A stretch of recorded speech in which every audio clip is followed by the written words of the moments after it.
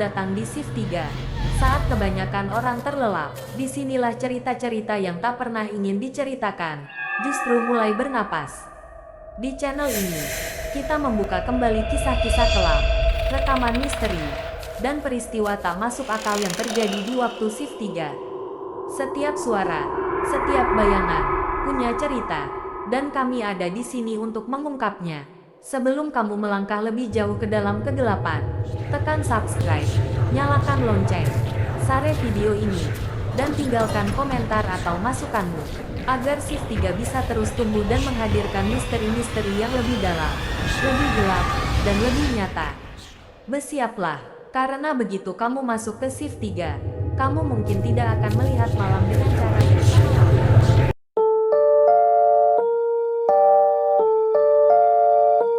Namaku Ardi. Sudah 3 malam aku dipindahkan kerja jadi penjaga malam di Stasiun Lama Semarang. Bangunan tua yang sudah tidak dipakai lagi untuk operasional. Katanya sih sementara, karena staf malam sedang kurang. Jujur, aku kurang suka tempatnya. Bangunannya gelap, lembab, dan punya aroma besi tua yang menusuk hidung. Dari luar kelihatan biasa saja, tapi begitu melangkah masuk, rasanya kayak ada yang mengawasi di setiap sudut. Kayak nggak pernah benar-benar kosong meski nggak ada orang. Malam pertama, sekitar jam 1.20, aku dengar suara peluit kereta dari arah selatan. Panjang, melengking, dan bikin merinding sampai ke tulang. Kupikir, oh mungkin ada kereta barang lewat. Tapi anehnya, lantai bekas ruang operator bergetar halus. Kayak ada yang melintas tepat di samping gedung. Waktu aku cek jadwal, Mas Danu, petugas senior, cuma jawab singkat, di jadwal nggak ada kereta. Kamu nggak usah pedulikan suara-suara malam di sini. Nada bicaranya aneh, kayak nyuruh aku berhenti kepo. Malam itu aku pura-pura cuek, padahal badan dingin semua. Tapi sekarang setelah beberapa malam terlewati, aku sadar kalau malam pertama itu sebenarnya masih belum apa-apa dibandingkan apa yang terjadi berikutnya. Malam ketujuh adalah malam yang mengubah semua. Malam yang bikin aku nggak mau lagi menyentuh pekerjaan shift 3 seumur hidup. Malam itu suasana stasiun jauh lebih sunyi dari biasanya. Hujan turun sejak maghrib dan nggak berhenti sampai lewat tengah malam. Air menetes dari atap-atap bocor, menciptakan suara ritmis yang awalnya menenangkan, tapi lama-lama malah bikin suasana makin creepy. Di luar, kabut nggak wajar mulai menyelimuti rel-rel tua, bikin jarak beberapa meter saja jadi buram. Sekitar jam 2 kurang 10, angin mulai bertiup aneh. Pintu kayu ruang operator berderit pelan, seperti didorong dari dalam. Padahal aku tahu pasti pintu itu tadi kututup rapat. Aku duduk di kursi plastik, memandangi jam dinding tua yang jarumnya bergerak tersendat-sendat. Kadang berhenti sebentar sebelum bergerak lagi. Dan entah kenapa, setiap kali jarumnya berhenti, bulu kuduku ikut berdiri. Tiba-tiba, suara deru yang sangat pelan terdengar dari kejauhan. Awalnya aku kira cuma suara angin atau kendaraan jauh, tapi lama-kelamaan bunyinya berubah. Deru itu menyerupai suara roda besi yang berjalan di atas rel. Suara yang familiar, tapi nggak seharusnya ada di sini. Rel di depan stasiun ini sudah diputus sejak kecelakaan belasan tahun lalu. Dan stasiun ini sudah nggak dipakai sama sekali. Tapi suara itu datang lagi. Semakin jelas, semakin dekat, semakin berat. Aku berdiri, menelan ludah yang rasanya pahit sekali, lalu berjalan ke jendela kecil di samping pos. Jendelanya hanya ditutup tirai kain tipis yang warnanya sudah kecoklatan dimakan usia. Dengan tangan gemetar, aku mengintip sedikit, hanya membuka celah selebar 1 ruas jari. Dan saat itulah aku lihat sesuatu yang bikin napasku berhenti seketika. Dari balik kabut, muncul rangkaian kereta panjang berwarna hitam pekat. Bukan hitam biasa, tapi hitam yang kayak menyerap cahaya di sekitarnya. Keretanya bergerak lambat, sangat lambat, dan setiap gerbongnya tampak rusak parah. Ada yang bagian sampingnya bolong, ada yang kacanya pecah memantulkan kilat dari langit, ada juga gerbong yang seperti bekas terbakar. Suara gesekan besinya membuat seluruh stasiun bergetar halus. Yang lebih aneh lagi, kereta itu nggak punya lampu depan. Gelap, seolah-olah kereta itu berjalan tanpa energi, tanpa masinis, atau tanpa alasan jelas. Aku menahan napas, berharap kereta itu hanya lewat seperti malam-malam sebelumnya. Tapi malam ini berbeda. Kereta itu melambat, makin melambat, sampai akhirnya berhenti tepat di depan stasiun. Jaraknya hanya sekitar 5 meter dari tempatku berdiri. Kabut menutupi sebagian bodinya, tapi aku jelas melihat bentuknya yang sudah nggak layak jalan. Saat aku menatap gerbong tengah, sesuatu bergerak di dalamnya. Awalnya bayangan hitam saja, tapi lama-lama terlihat jelas. Ada tangan pucat yang menempel di jendela, disusul tangan lainnya, lalu wajah, banyak wajah, menempel satu persatu, seperti tahu aku sedang mengintip dari balik tirai. Wajah-wajah itu pucat, matanya kosong, sebagian seperti remuk, sebagian lagi seperti penuh luka bakar. Dan yang paling bikin aku hampir pingsan, beberapa dari wajah itu tidak punya mata sama sekali. Hanya cekungan hitam, dalam, dan kosong. Seolah mereka menatapku dengan sesuatu yang bukan mata. Tiba-tiba pengeras suara tua di ruang operator menyala sendiri, mengeluarkan suara statis keras yang bikin telingaku sakit. Lalu terdengar suara perempuan, pelan tapi jelas. Suaranya seperti berasal dari dalam air. Penumpang, shift 3, dipersilakan naik. Aku mematung. Rasanya seluruh tubuhku ditarik oleh rasa takut yang nggak bisa dijelaskan. Dan seolah mendengar panggilan itu, semua kepala di jendela kereta itu bergerak bersamaan. Mereka menoleh ke arahku, tepat ke arah celah kecil tempat aku mengintip. Aku spontan mundur sampai kursi plastik terjatuh dan bergetar keras di lantai.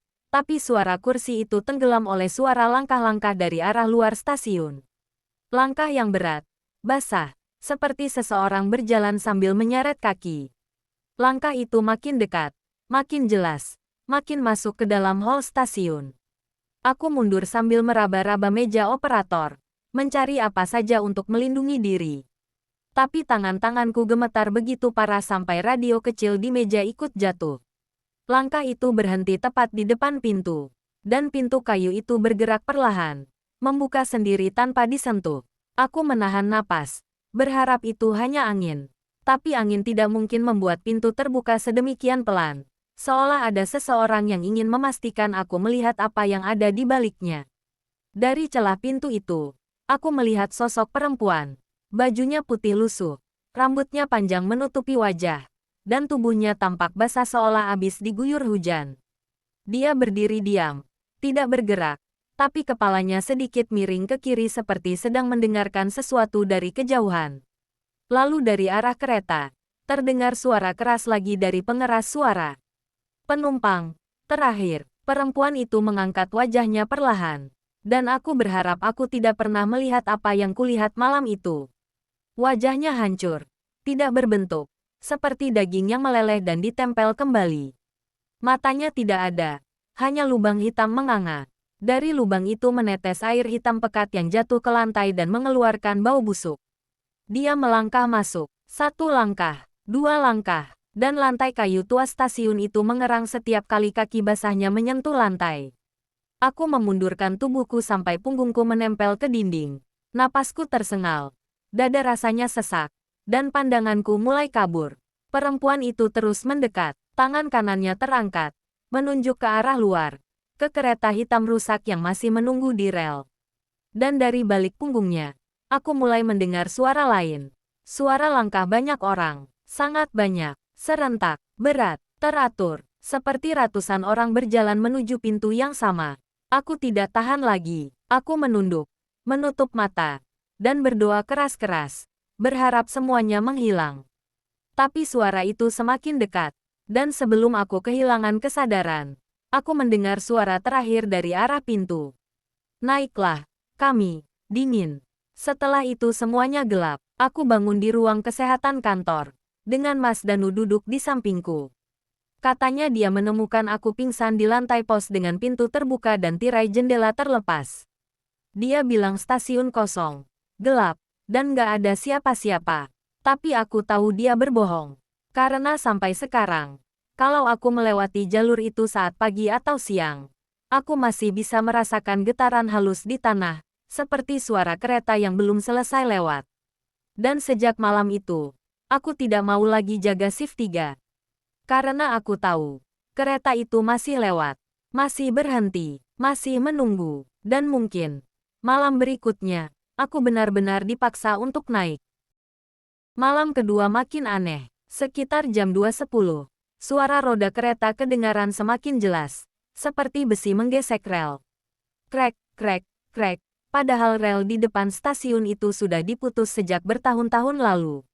Aku beranikan diri lihat keluar, dan sumpah, ada bayangan rangkaian gerbong bergerak perlahan, tapi gelap. Tidak ada lampu, tidak ada masinis, tidak ada cahaya sedikit pun. Hanya bayangan panjang, seolah kereta lewat tapi bentuknya tidak sempurna. Aku mundur perlahan, tapi langkahku terasa berat. Semua bulu kuduk berdiri, entah kenapa. Aku merasa ada sesuatu di dalam gerbong itu yang ikut memperhatikan aku. Malam itu aku masih bisa memaksakan diriku buat tetap duduk sampai jam tugas selesai, walaupun badanku terasa kayak abis diguyur air es. Tapi ternyata, kejadian itu cuma permulaan. Dan aku baru sadar kalau malam kedua itu sebenarnya malam ketika semuanya mulai benar-benar salah. Karena malam ketujuh, suara kereta itu bukan cuma lewat, tapi berhenti. Sejak malam kedua, setiap malam aku tidur dengan pikiran kacau. Setiap kali aku merem, aku seperti kembali melihat bayangan kereta tanpa cahaya itu. Gerbongnya yang gelap, bentuknya yang seperti tidak lengkap, dan sensasi bahwa ada sesuatu dari dalam gelap itu yang sedang menatap ke arahku. Yang paling membekas adalah perasaan bahwa gerbong itu tidak bergerak karena mesin, tetapi karena sesuatu yang menyeretnya. Setiap kali aku memikirkan itu, bulu kuduku selalu berdiri.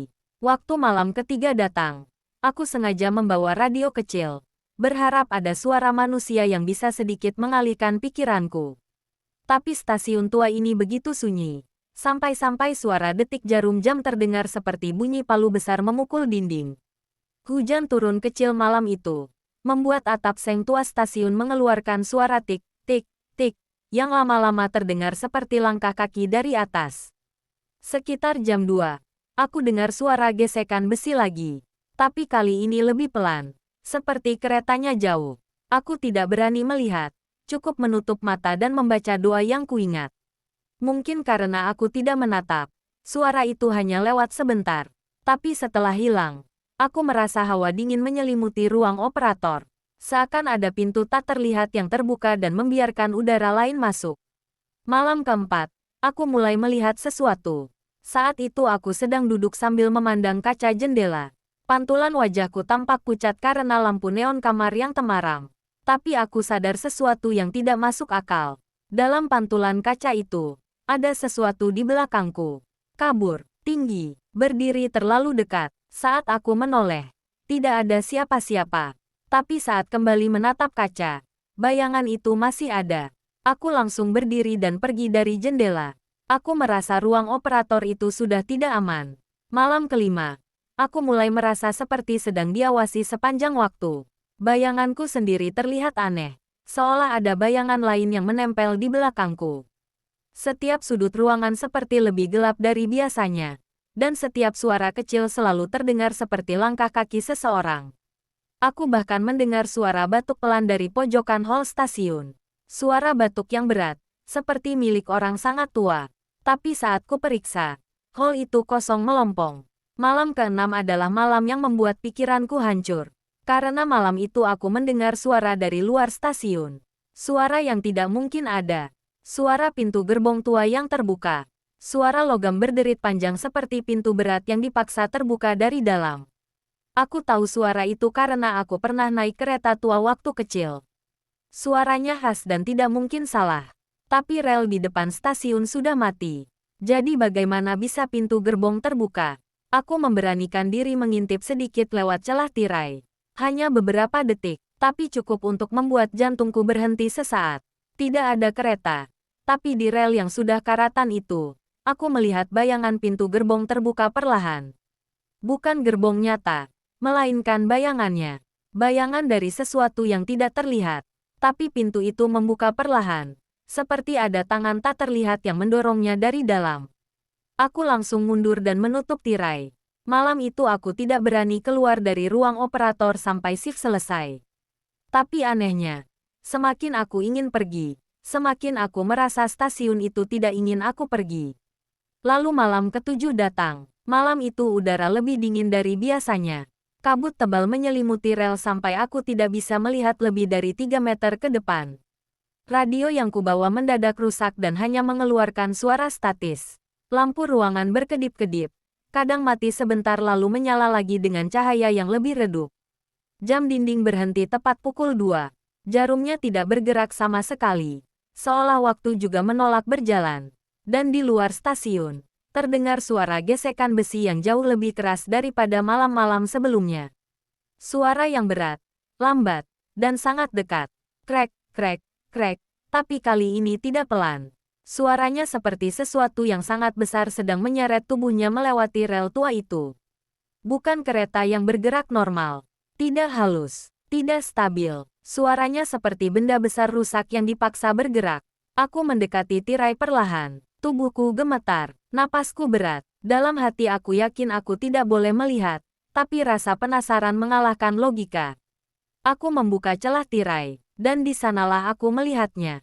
Kereta itu, kereta gelap yang dulu hanya berupa bayangan, sekarang benar-benar ada. Lebih jelas, lebih nyata, bentuknya rusak parah. Gerbong tengahnya seperti meleleh, catnya mengelupas. Beberapa bagian besinya berlubang, roda-rodanya seperti tidak menjejak rel, tapi melayang sedikit, lalu jatuh lagi, lalu melayang lagi, seperti gerakan yang tidak wajar. Dan yang paling membuatku gemetar adalah bagian depannya.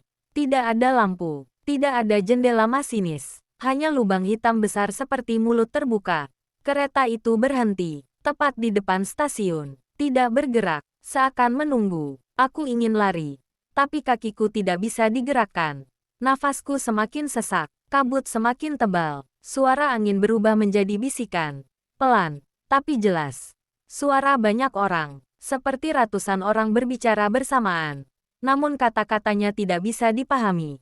Kemudian, dari dalam gerbong tengah, sesuatu bergerak. Perlahan, sangat perlahan. Dua tangan pucat menempel pada kaca gerbong yang retak. Tangan itu kurus, panjang, kuku-kukunya hitam seperti terbakar. Tangan itu bergerak menyapu kaca. Dan aku sadar tangan itu bukan sedang mencari sesuatu, tapi sedang meraba, seakan mencari manusia. Dan saat tangan itu berhenti, aku merasa tangan itu tahu, aku ada di sana. Lalu sesuatu mendekat dari dalam gelap gerbong. Wajah, pucat, tanpa mata. Kosong, mulutnya menganga, tapi tidak bersuara. Itu hanya satu wajah, lalu wajah lain muncul, dan lainnya, sampai seluruh kaca gerbong dipenuhi wajah-wajah yang semua menatap ke arahku, meski mereka tidak punya mata. Aku langsung terpental mundur dan jatuh ke lantai. Napasku terputus, dan malam itu, sesuatu terjadi yang mengubah segalanya. Kereta itu memanggilku dari dalam gelap, dari arah gerbong terakhir. Terdengar suara pelan, serak, seperti suara dari tenggorokan penuh air. Mas, ikut kami. Aku tidak sempat berpikir apapun setelah itu. Tubuhku langsung lemas, pandangan gelap, dan aku pingsan. Sampai aku sadar, aku sudah ada di ruang kesehatan kantor. Dan sejak malam itu, aku tahu kereta itu bukan cuma lewat. Ia sedang mencari seseorang, dan malam itu, hampir saja aku ikut naik. Besok paginya, setelah shift berakhir, aku sebenarnya sudah berniat langsung pulang dan tidur. Tapi suara kereta tanpa cahaya tadi malam terus muter di kepalaku. Gimana mungkin aku bisa tidur kalau bayangannya masih kebayang-bayang? Jadi aku duduk dulu di ruang jaga, numpang minum kopi sachet yang rasanya lebih pahit dari hidupku sendiri. Mas Danu baru selesai catat laporan shift dan mau balik ke ruangannya. Kesempatan, pikirku. Aku tanya dengan nada sesantai mungkin. Mas, sebenarnya dulu pernah kejadian apa di rel tua itu? Mas Danu, yang biasanya santai bercanda, kali ini cuma diam. Mukanya mendadak serius. Dia narik napas panjang, kayak mikir mau jawab atau enggak. Tatapannya mengarah keluar jendela, tepat ke rel kusam yang membelah halaman stasiun tua itu. Pandangannya kosong, tapi kayak menyimpan banyak hal. Dulu, katanya pelan. Ada kecelakaan. Kereta malam dari Jakarta. Banyak yang nggak selamat. Aku terkejut. Aku sih pernah dengar rumor kecelakaan kereta zaman dulu. Tapi nggak pernah ada yang jelas. Selalu nggak ada detail. Cuma katanya ada kereta anjlok. Ada korban, udah. Tapi Mas Danu lanjut bicara dengan suara lebih rendah.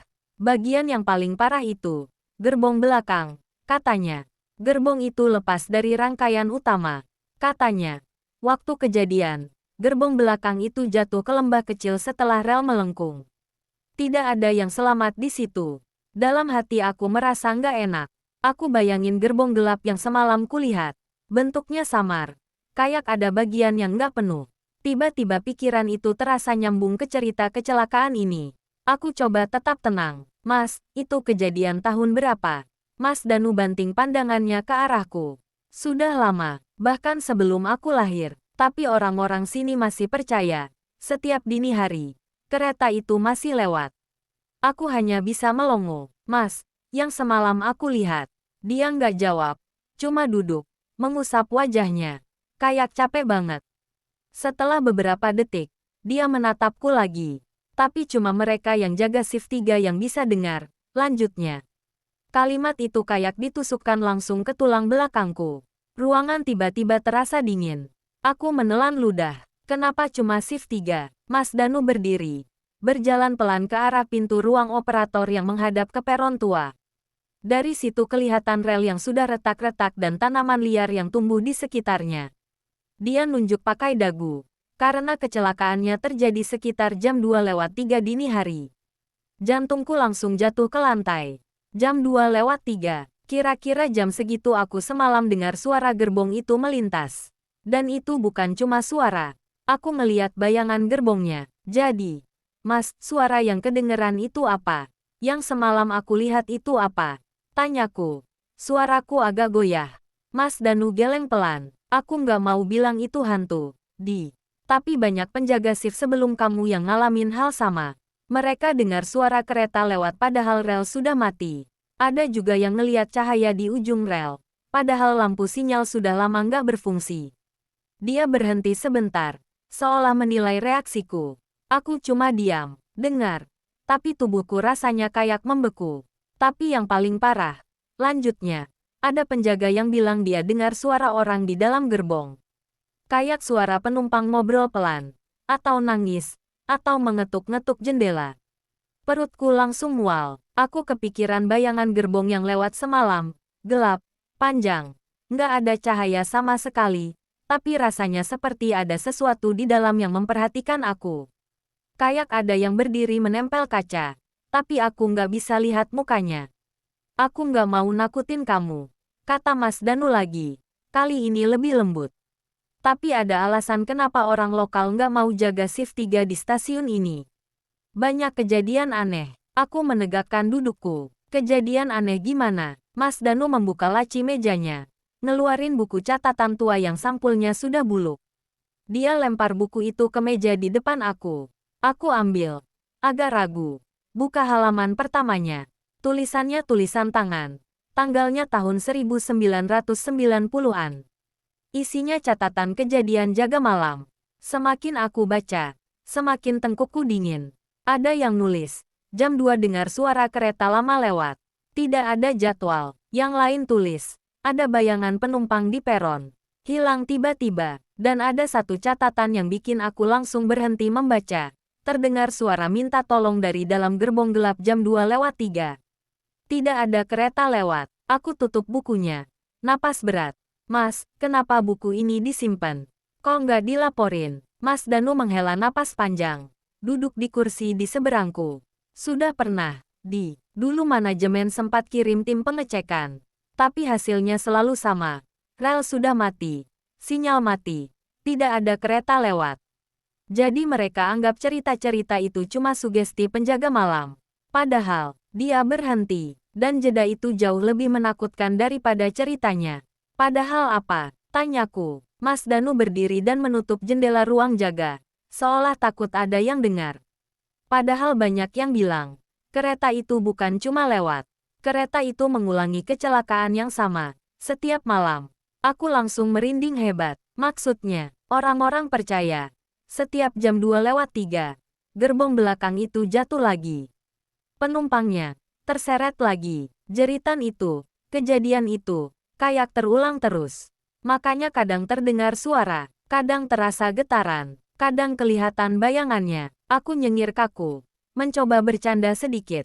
Terus kenapa aku yang dipilih jaga sini? Mas Danu menatapku dengan ekspresi sulit dijelaskan. Karena staf malam kurang, tapi kok nggak ada yang mau gantiin. Karena mereka sudah tahu cerita ini, katanya pelan. Ruangan mendadak terasa sesak. Aku nggak tahu harus bilang apa. Sejak kemarin aku sudah ngerasa stasiun ini aneh. Tapi ternyata yang aneh bukan cuma bangunannya. Ada sesuatu yang jauh lebih tua, lebih gelap, lebih nggak selesai dari puluhan tahun lalu. Mas Danu menepuk bahuku pelan. Dengar, kalau kamu dengar suara kereta lagi, jangan keluar. Jangan lihat ke rel. Jangan coba-coba nyari sumber suara. Semakin kamu perhatikan, semakin mereka sadar sama kamu. Aku nelen ludah keras. Mereka, penumpangnya. Aku nggak bisa nafas beberapa detik. Penumpang yang sudah meninggal. Penumpang yang masih terjebak di gerbong gelap itu. Tapi kalau nanti aku lihat lagi gimana? Mas Danu mendekat. Suaranya hampir berbisik. Jangan sampai kamu lihat wajah siapapun di dalam gerbong itu. Mereka suka nunjuk penjaga baru. Aku terpaku. Nunjuk gimana? Kayak meminta tolong. Kayak ingin diajak turun. Tapi kalau kamu mendekat, dia tidak melanjutkan. Tidak perlu. Tatapan matanya cukup membuat aku merinding dari ujung rambut sampai kaki. Sejak saat itu aku tahu. Kerja di shift 3 bukan cuma soal ngantuk atau dingin malam. Ada bahaya lain yang nggak kelihatan. Dan yang semalam aku lihat, mungkin baru permulaan. Malam nanti, jam 2:03, itu akan terjadi lagi. Suara itu, bayangan itu, dan mungkin, seseorang di dalam gerbong gelap itu akan mencoba memanggilku. Aku bahkan belum masuk ke shift malam berikutnya, tapi tubuhku sudah mulai dingin. Dan bagian paling menakutkan dari semua itu adalah satu hal sederhana. Aku tahu aku akan mendengarnya lagi. Dan aku tahu, aku tidak bisa lari. Malam ketiga adalah malam yang sejak sore sudah bikin aku nggak enak hati. Langit Semarang mendung tebal. Angin dingin masuk dari celah-celah genteng stasiun tua itu. Tepat jam 22. Hujan turun deras banget seperti dituangkan dari ember raksasa. Suaranya menggema di atap seng bangunan itu. Dan setiap tetesnya terasa nampar tubuhku. Udara di dalam ruangan jadi lembab, dingin, dan semakin bikin suasana nggak manusiawi. Aku duduk di ruang jaga sambil memeluk jaket, senter, buku jadwal, dan radio komunikasi sudah siap di meja. Tapi entah kenapa malam itu aku merasa ada yang berubah dari stasiun ini. Kayak bangunan tua itu bernapas, tapi bukan napas kehidupan, melainkan sesuatu yang gelap, berat, dan penuh kenangan buruk. Sekitar jam 1:45, angin tiba-tiba bertiup kencang dari arah peron. Pintu ruang tunggu yang sudah rusak, yang harusnya berat dan sulit digeser, tiba-tiba bergeser sendiri. Bunyi gesekannya keras banget, memecah suara hujan yang sudah ribut dari tadi. Gerak, suara itu membuat aku langsung lompat dari kursi. Sontak bulu kuduku berdiri. Aku ambil senter, tanganku gemetar sedikit. Ada apa lagi ini? Gumamku. Mencoba menguatkan diri. Aku keluar dari ruang jaga dan berjalan pelan ke ruang tunggu yang remang-remang. Cahaya lampu neon yang harusnya menerangi tempat itu berkedip-kedip, lalu mati hidup lagi seperti baterainya sekarat. Lantai basah karena air hujan masuk lewat celah jendela yang pecah. Saat aku mendekat, suara angin terasa seperti bisikan, bukan angin biasa. Kayak ada yang berbisik pelan. Cepat, cepat. Aku mengabaikannya. Berpikir itu cuma halusinasi. Begitu aku masuk ke ruang tunggu, senterku langsung mengarah ke kursi-kursi kayu tua yang berjejer di sepanjang dinding. Warnanya kusam. Sebagian lapuk, sebagian lagi retak. Tempat itu sudah bertahun-tahun nggak dipakai untuk penumpang karena stasiun ini sudah tidak beroperasi. Harusnya kosong, tapi malam itu tidak kosong. Ada seseorang duduk di kursi ujung. Seseorang dengan postur membungkuk, memakai baju putih lusuh yang basah karena hujan. Rambutnya panjang, hitam, dan menjuntai sampai bahunya. Dia duduk membelakangiku. Tubuhnya sedikit tremor, seperti kedinginan atau seperti sedang menahan sesuatu yang berat. Aku terdiam di tempat, Nafasku mendadak berat. Suara hujan terasa menjauh, digantikan suara detak jantungku sendiri. Pak, suaraku keluar dengan ragu. Mau kemana? Stasiun udah nggak beroperasi. Pak, dia diam. Tidak ada gerakan. Tidak ada suara. Aku mencoba bersikap sopan. Pak, Bapak baik-baik aja. Perlu bantuan. Tetap tidak ada respons. Aku menelan ludah. Langkahku pelan maju 3 langkah lagi. Hanya 3 langkah. Tapi rasanya seperti berjalan 1 kilometer. Setiap kali aku mendekat, udara di sekeliling terasa lebih dingin, lebih pekat, seperti menyelimuti tubuhku. Aku perhatikan lebih jelas. Bajunya lusuh. Warnanya sudah kekuningan di beberapa bagian. Rambutnya basah, tapi airnya tidak menetes ke lantai. Aneh, harusnya rambut basah menetes. Tapi ini tidak. Aku mulai curiga, mungkin ini bukan orang. Aku tarik napas dan ngomong lagi. Sedikit gemetar. Pak, kalau Bapak butuh apa-apa, bilang ya. Orang itu bergerak, sangat pelan. Nyaris tidak terdengar. Tubuhnya yang membungkuk berubah posisi sedikit. Bahunya naik turun seperti sedang bernapas. Tapi ritmenya aneh. Bukan pola napas manusia, lebih lambat. Lalu cepat, lalu berhenti sebentar. Lalu bergerak lagi. Aku merasa ada sesuatu yang salah. Sangat salah. Saat aku berada sekitar 2 meter di belakangnya, dia mulai menoleh. Gerakannya lambat, mulus, tidak seperti manusia normal yang menggerakkan leher. Bahkan aku tidak mendengar tulang berderak atau suara gesekan. Gerakannya terlalu halus, terlalu sunyi. Rambut panjang itu bergeser sedikit, memperlihatkan sisi wajahnya. Awalnya aku kira dia hanya menunduk, tapi ketika kepalanya menoleh lebih jauh, aku sadar sesuatu yang membuat seluruh tubuhku langsung membeku. Tidak ada wajah, tidak ada mata, tidak ada hidung, tidak ada mulut. Yang ada hanyalah kulit kosong, rata, halus, seperti wajah itu belum selesai dibentuk. Aku tidak bisa menjerit. Suaraku lenyap, mulutku terbuka tapi tidak ada suara keluar. Orang, atau apapun itu, berdiri tiba-tiba. Tidak ada proses bangun, tidak ada gerakan bertahap. Dalam sekejap, dia berdiri tegak, menghadap aku. Masih tanpa wajah, cahaya senterku memantul di kulit wajahnya yang datar, membuat suasana semakin tidak manusiawi. Jarak kami hanya 1 meter. Aku mundur spontan, tapi kakiku seakan tersangkut lantai. Nafasku terputus-putus. Jantungku berdegup kencang sampai telingaku berdenging. Makhluk itu mendekat, tapi bukan berjalan. Dia meluncur pelan, seperti kabut yang didorong angin. Tubuhnya bergeser tanpa langkah, tanpa suara. Di detik itu aku ingin lari, tapi tubuhku tidak patuh. Ketika jaraknya hanya tinggal beberapa puluh sentimeter, makhluk itu seperti mencoba mendekatkan wajahnya ke senterku. Kulit wajahnya yang rata itu semakin jelas. Tidak ada pori, tidak ada detail, hanya kulit yang mulus, tapi dalam cara yang membuat ngeri. Seolah wajah itu hilang, atau direnggut paksa dari wajahnya. Akhirnya teriakan keluar dari tenggorokanku. Pecah, histeris, sampai suaraku sendiri tidak terdengar karena hujan dan dentuman jantungku. Makhluk itu langsung menghilang, benar-benar menghilang seperti kabut tertiup angin. Tidak ada suara, tidak ada jejak, tidak ada apa-apa. Hanya udara dingin yang tersisa, menusuk hingga tulang.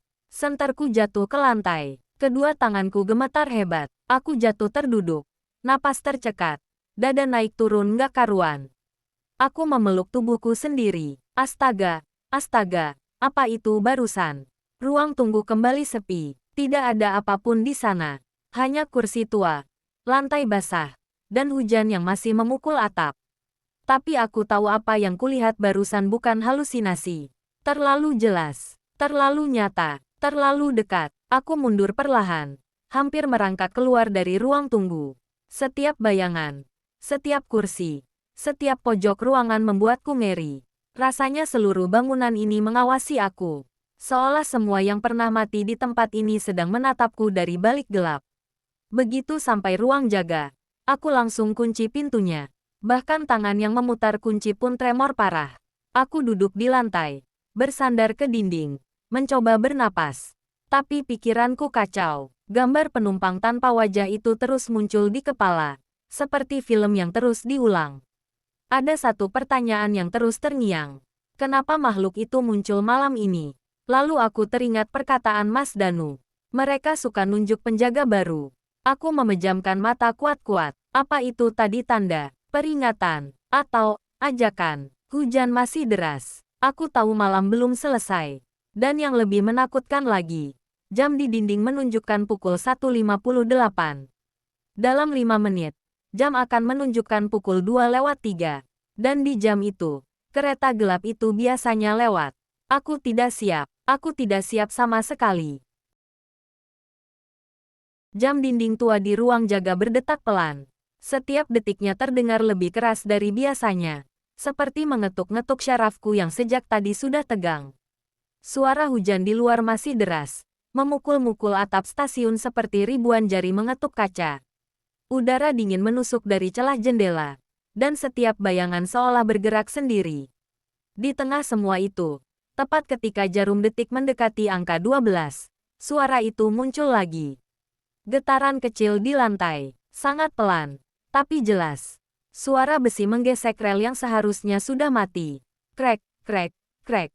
Aku menahan napas. Ini waktunya lagi. Jam 2:03. Seolah kereta dari dunia lain selalu datang tepat waktu. Suara roda semakin jelas. Lalu suara peluit panjang yang menggema di tengah hujan. Peluit itu tidak normal. Tidak seperti peluit kereta modern. Suaranya seperti peluit kereta tua. Serak, panjang, dan terdengar kesakitan. Aku tidak berani menuju jendela. Setelah apa yang kulihat semalam dan tadi di ruang tunggu, aku tidak mau memberikan kesempatan mereka untuk sadar bahwa aku memperhatikan. Tapi suara itu terlalu dekat, terlalu nyata. Saat suara deru kereta semakin mendekat, tiba-tiba stasiun bergetar. Lampu neon di ruang jaga berkedip-kedip keras, seperti hampir mati. Meja tempat aku duduk ikut bergetar halus.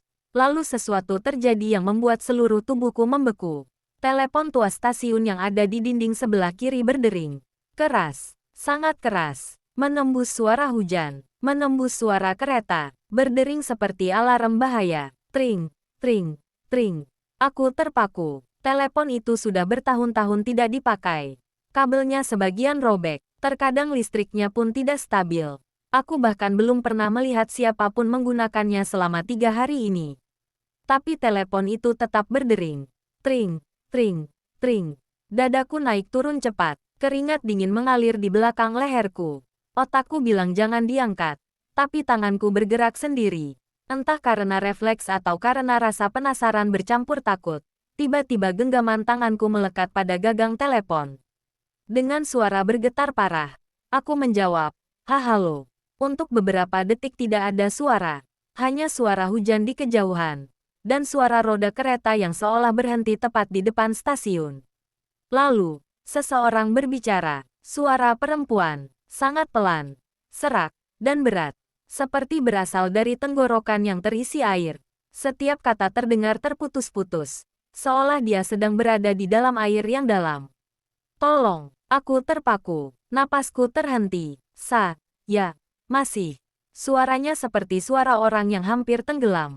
Basah, berat, dingin, di gerbong. Terakhir, aku hampir menjatuhkan teleponnya saking takutnya. Suaranya bukan hanya pelan, tetapi juga penuh kesakitan. Seperti seseorang yang mencoba memanggil dari dalam gelap total. Setiap katanya membuat bulu kuduku berdiri. Aku mencoba menjawab. Suaraku hampir tidak keluar. Bu, ibu, di mana? Ini stasiun lama sudah tidak. Suaranya memotong. Lebih mendesak. Lebih putus asa. Tolong, jemput kami. Aku terdiam. Kata kami langsung membuat jantungku jatuh ke perut. Itu berarti bukan cuma satu orang di sana. Lalu suara perempuan itu kembali terdengar. Kali ini lebih jelas. Dingin, gelap, kami kedinginan. Suaranya meneteskan ketakutan ke seluruh tubuhku. Bukan hanya karena dia meminta tolong, tapi karena kedengarannya seperti berasal dari tempat yang sangat jauh, dan bukan dari dunia ini. Bu, siapa saja di situ? Ibu ada di mana? Suaraku pecah. Ini stasiun lama, tidak ada kereta. Bu, hening, hanya hening selama beberapa detik. Tapi hening itu bukan hening biasa. Seolah seseorang, atau banyak orang, menahan napas di ujung telepon. Lalu sesuatu terdengar di belakang suara perempuan itu. Suara lain, suara banyak orang. Ada suara seseorang menangis pelan. Ada suara laki-laki yang seperti sedang memanggil seseorang. Ada suara dentingan logam, seperti pintu gerbong yang dipukul dari dalam. Ada suara langkah kaki tak teratur. Dan yang paling membuat dadaku membeku, suara anak kecil menangis. Aku bisa dengar semuanya, pelan, tapi jelas. Seolah mereka semua berada di dalam satu tempat yang sempit dan gelap.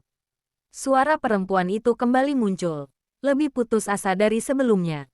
Tolong, cepat, kami tidak bisa keluar. Aku menggenggam gagang telepon semakin kuat.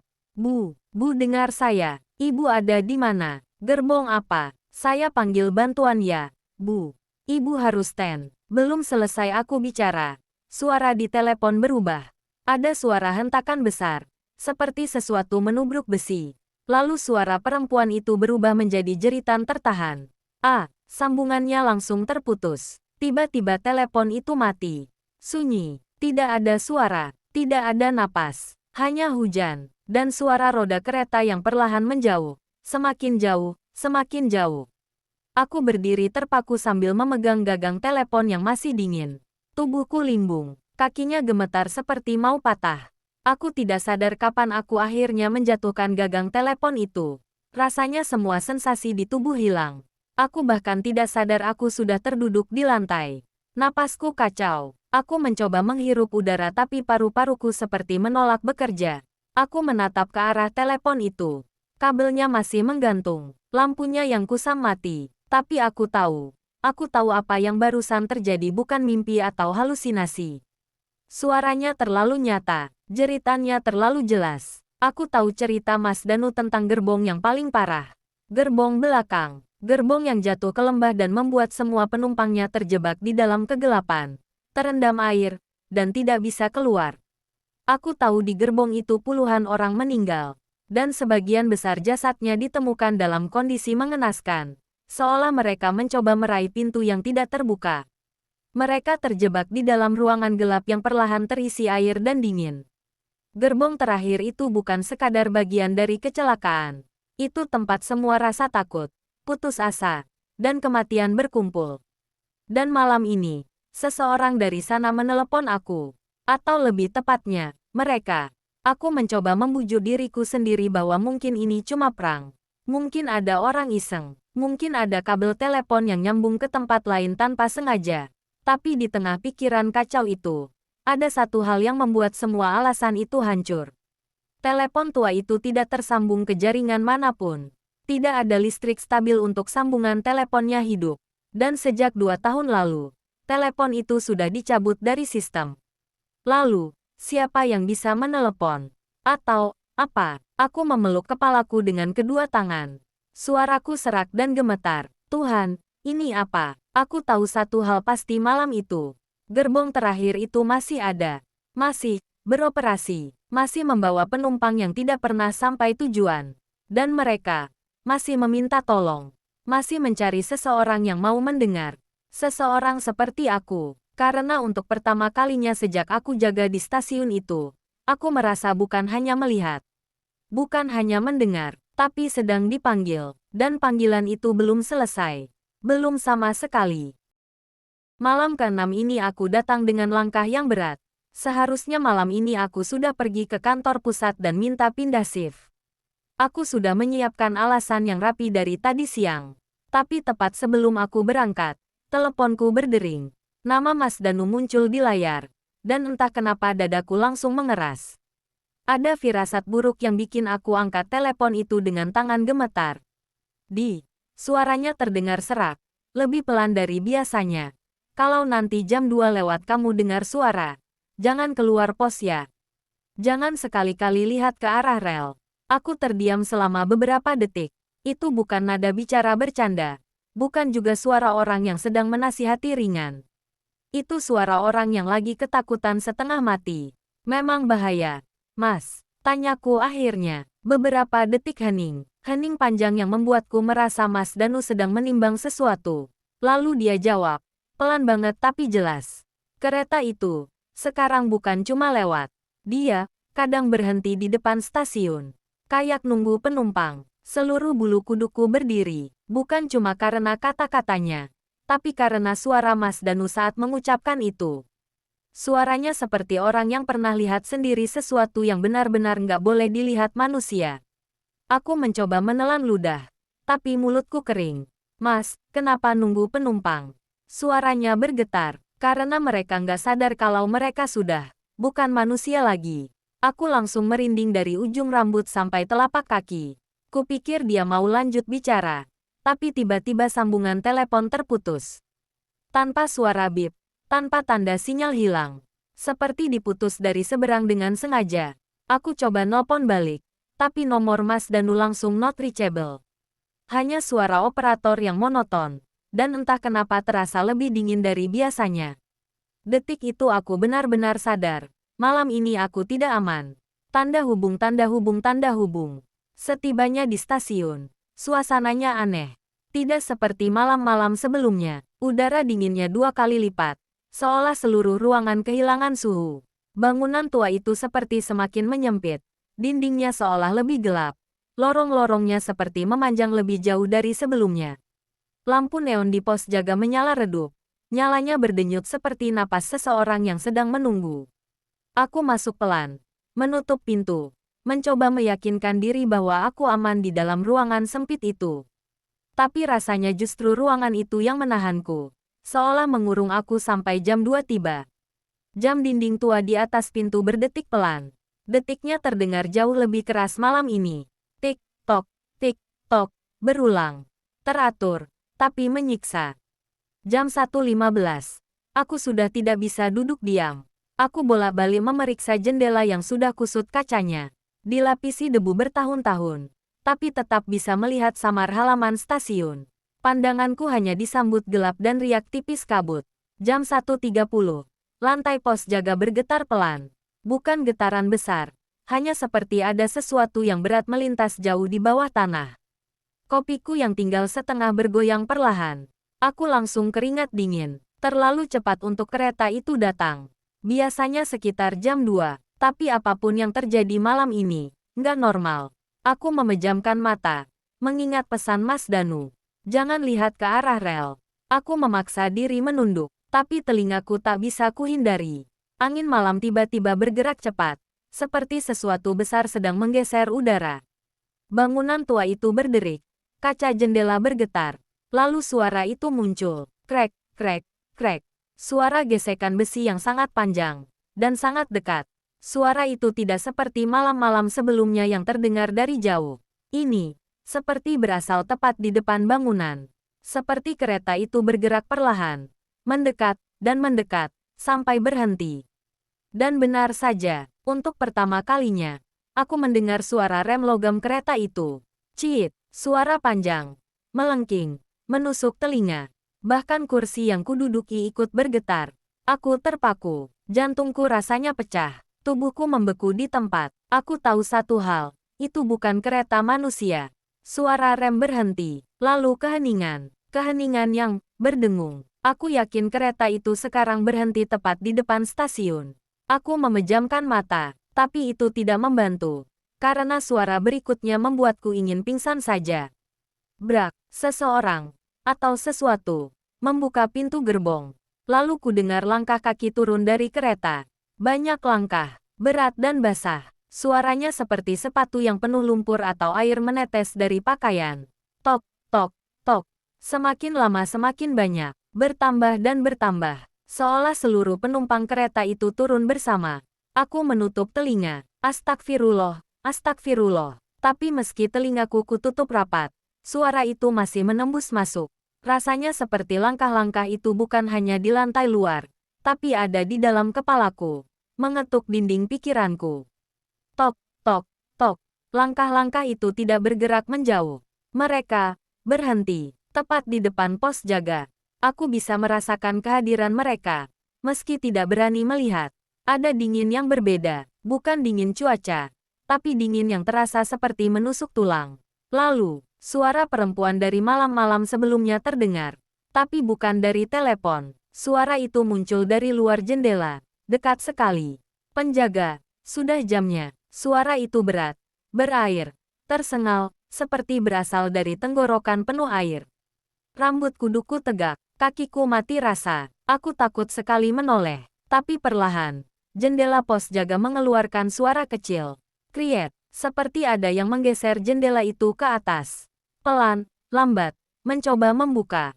Aku langsung bangkit, menahan jendela dengan tangan gemetar.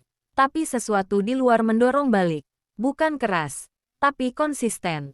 Seolah tangan-tangan dingin sedang meraba celah untuk masuk. Buka, suara perempuan itu bergema pelan. Kami kedinginan. Tangan-tangan itu semakin kuat. Jendela semakin tinggi terbuka beberapa sentimeter. Dan melalui celah itu, masuk udara sangat dingin. Dan bau anyir. Aku menahan sekuat tenaga sambil gemetar. Pergi, jangan masuk. Suaraku pecah. Langkah-langkah itu semakin banyak. Suara gerombolan seperti mengelilingi pos. Ada yang menyeret kaki, ada yang berjalan cepat, ada yang berdiri diam. Lalu, telepon pos berdering keras. Dering, aku terkejut. Pegang ponsel jatuh. Tapi aku tak bisa melepaskan genggaman tangan dari jendela. Karena jika ku lepas, mereka akan masuk. Telepon berdering lagi. Dering, aku akhirnya menyeimbangkan tubuh. Mengambil gagang telepon dengan satu tangan. Hello. Di ujung sana terdengar suara napas terengah-engah. Ardi, suara Mas Danu. Kamu di pos. Mas, mereka mau masuk. Keretanya berhenti. Mas, jangan buka apapun. Teriak Mas Danu. Dengerin aku. Kalau mereka sudah turun, itu artinya mereka cari pengganti. Sambungan telepon terputus begitu saja. Tapi kali ini bukan seperti dimatiin. Lebih seperti direbut. Direbut oleh sesuatu dari seberang. Karena setelah itu, dari gagang telepon, terdengar suara lain. Bukan suara Mas Danu. Suara itu pelan, berat, dan sangat dekat.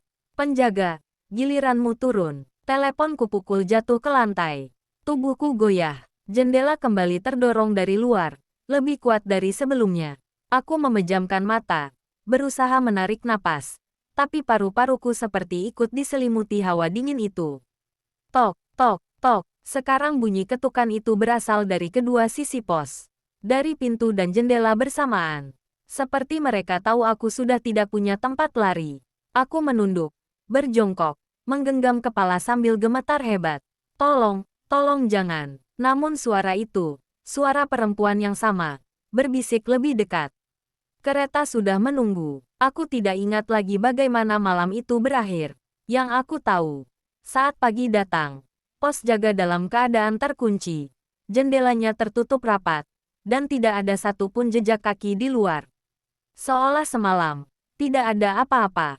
Tapi di meja pos jaga, tepat di depan kursiku, ada satu hal yang tidak ada di malam sebelumnya. Sebuah tiket kereta tua, lusuh, basah, dengan tulisan tangan yang hampir pudar. Gerbong terakhir, penumpang, Ardi, jam, pukul 2:03. Dan di belakangnya tertulis, jangan terlambat. Jam 2 malam itu, udara terasa jauh lebih berat daripada malam-malam sebelumnya. Hawa dingin menyelimuti seluruh ruangan seperti kabut yang menempel di kulit. Bahkan sebelum suara itu muncul, aku sudah merasakannya. Pergerakan besar, jauh di ujung rel sana. Getaran halus merambat melalui lantai pos, naik melalui sepatu dan betisku, lalu menusuk tulang.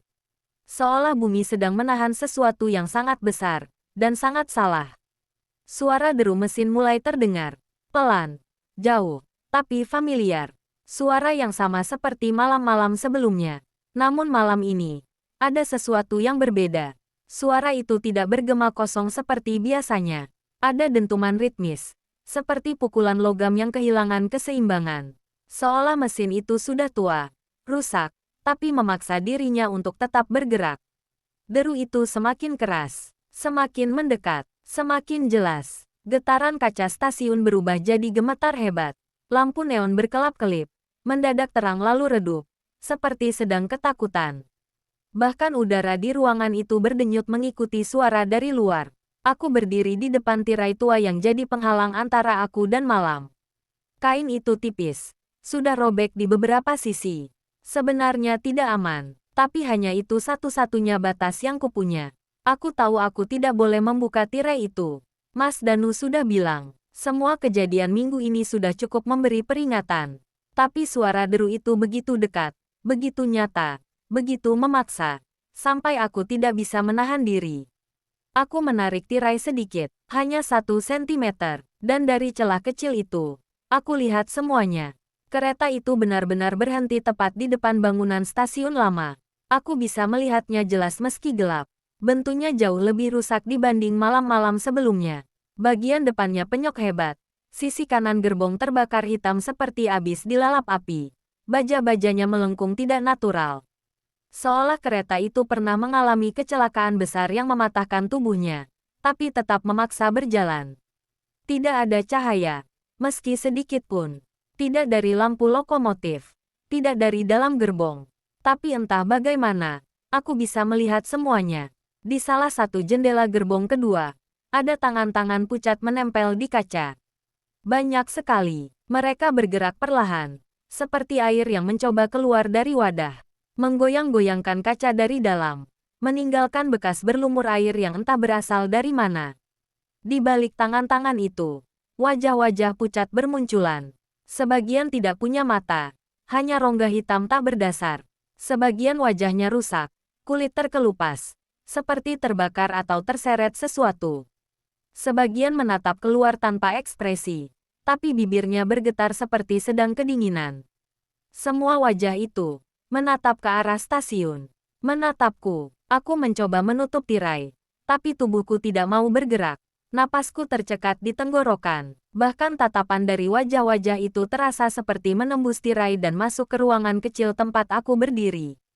Kemudian, dari pengeras suara tua di ruang operator, pengeras yang seharusnya mati sejak bertahun lalu, terdengar suara perempuan dari telepon malam itu. Suaranya berat, serak, seperti seseorang yang bicara sambil tenggelam di air. Penumpang shift 3, dipersilakan naik.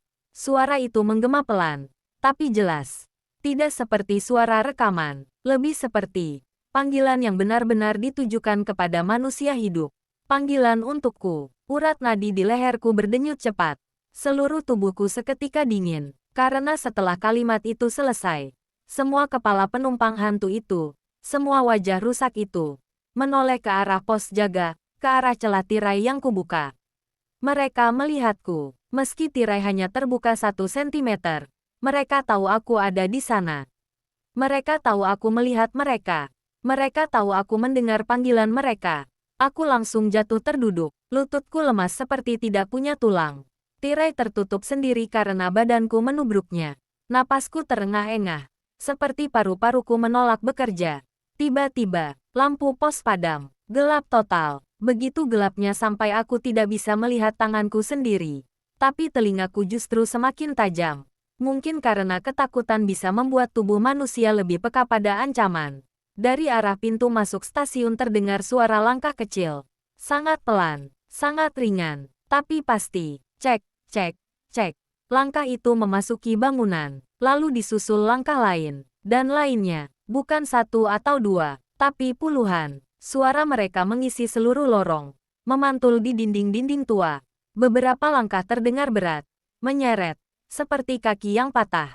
Beberapa langkah terdengar cepat dan ringan seperti anak kecil. Beberapa terdengar berhenti lama, lalu berjalan lagi seolah sedang mencari sesuatu. Atau seseorang. Aku merangkak ke sudut paling gelap ruangan, mencoba mengecilkan diri.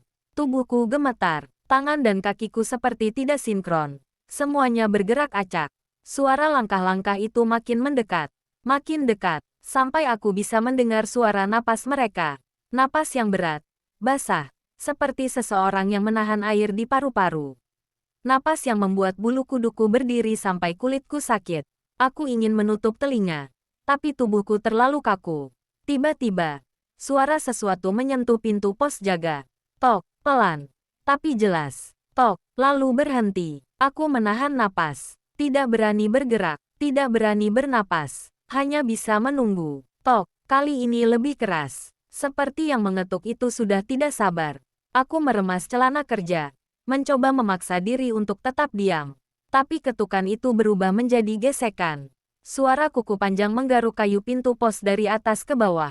Srek, srek, srek. Aku merasa mau muntah. Apalagi ketika suara perempuan itu kembali terdengar. Tepat di depan pintu. Begitu dekat. Begitu jelas. Tidak mungkin suara manusia. Penjaga. Aku menutup mata rapat. Tubuhku menggigil parah. Kereta sudah menunggu. Langkah-langkah di luar semakin ramai. Suaranya berputar-putar mengelilingi pos jaga. Kadang terdengar seperti seseorang berjalan tepat di dinding luar. Kadang terdengar seperti seseorang merangkak di bawah jendela. Lalu, semua suara berhenti. Total. Tidak ada langkah. Tidak ada gesekan. Tidak ada napas. Hanya keheningan. Aku menahan napas sampai dada terasa sakit. Lalu, tirai di belakangku bergerak sendiri. Pelan. Seperti ada yang menyentuhnya dari luar. Tapi aku sudah tidak kuat. Pikiran dan tubuhku sudah berada di batas. Semua yang terjadi selama 6 malam terakhir menumpuk jadi satu teror besar yang akhirnya meruntuhkan kesadaranku. Dunia menggelap begitu saja. Aku tidak ingat apapun setelah itu. Saat aku kembali sadar, aku sudah berbaring di ruang kesehatan kantor. Lampu putih terang menyilaukan mata. Punggungku sakit. Kepalaku berat. Dan seluruh tubuhku dingin seperti habis direndam air. Mas Danu berdiri di sampingku. Wajahnya tegang dan pucat. Kamu pingsan di lantai pos. Aku temukan kamu jam 3 kurang. Aku menelan ludah. Suaraku serak ketika bertanya. Mas, keretanya. Mas Danu hanya menggeleng pelan. Nggak ada apa-apa di luar. Nggak ada jejak. Nggak ada tanda. Sama kayak malam-malam lainnya. Aku menatap langit-langit. Napasku masih bergetar. Yang dia lihat mungkin tidak ada. Tapi aku tahu apa yang kulihat malam itu. Apa yang kudengar. Apa yang hampir menarikku keluar pos. Sejak malam itu, aku bersumpah tidak akan pernah jaga shift 3 lagi. Tidak peduli gajinya, tidak peduli ancaman pemecatan, tidak peduli apapun. Karena aku tahu satu hal yang tidak akan pernah bisa aku lupa. Kereta itu masih lewat, mesinnya tidak pernah mati, dan selama masih ada manusia yang bekerja sendirian di malam buta, kereta itu akan selalu mencari penumpang baru. Dan aku hampir menjadi salah satunya.